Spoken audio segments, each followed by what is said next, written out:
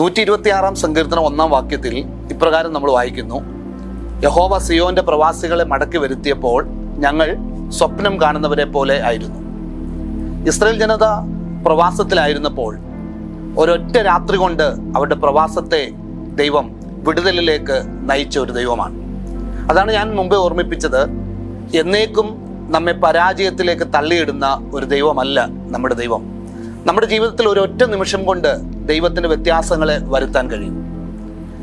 എസ്തേർ ഒരു അനാഥയായിട്ടാണ് ഈ ലോകത്തിൽ ജനിച്ചത്. എന്നാൽ ഒരൊറ്റ നിമിഷം കൊണ്ട് എസ്തേറിന്റെ അനാഥിത്വത്തെ, അല്ലെങ്കിൽ എസ്തേർ എന്ന ആരുമില്ലാത്ത ആ സഹോദരിയെ രാജ്ഞിയാക്കി മാറ്റാൻ കഴിയുന്ന ഒരു ദൈവമായിരുന്നു നമ്മുടെ ദൈവം. അപ്പോൾ ഇന്ന് എൻ്റെ പ്രിയപ്പെട്ടവരെ, നമ്മുടെ ജീവിതത്തെ ഒരൊറ്റ നിമിഷം കൊണ്ട് വ്യത്യാസത്തിലേക്ക് അല്ലെങ്കിൽ വ്യത്യാസപ്പെടുത്താൻ കഴിയുന്ന ഒരു ദൈവമാണ് നമ്മുടെ ദൈവം. 30-ാം സങ്കീർത്തനം അതിന്റെ 5-ാമത്തെ വാക്യത്തിൽ ഇപ്രകാരം പറയുന്നു: സന്ധ്യയെങ്കിൽ കരച്ചിൽ വന്ന് രാപ്പാർക്കും, ഉഷസ്സിലോ ആനന്ദഘോഷം വരും.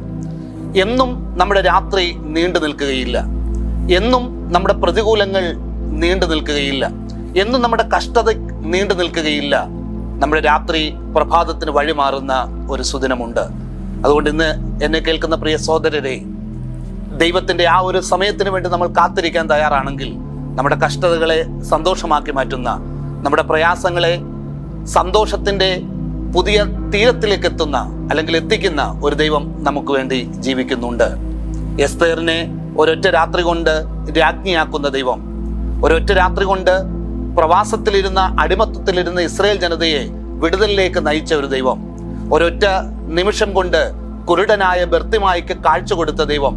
എന്നെ കേൾക്കുന്ന പ്രിയ സ്നേഹിത, നമ്മുടെ ജീവിതത്തിലും ഒരൊറ്റ നിമിഷം കൊണ്ട് ദൈവം വ്യത്യാസം വരുത്താൻ കഴിയുന്ന ദൈവമാണ്.